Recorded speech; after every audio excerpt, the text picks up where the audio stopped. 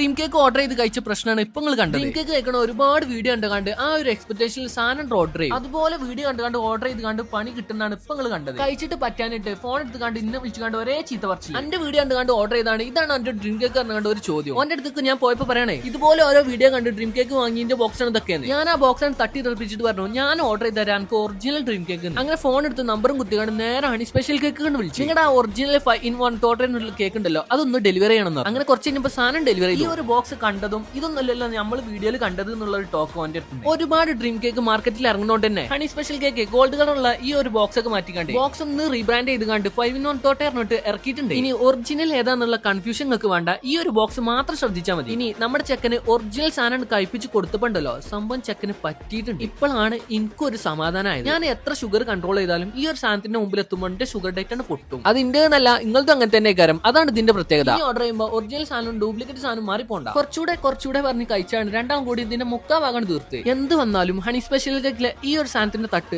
താന്നിട്ട് തന്നെ ഇരിക്കുക.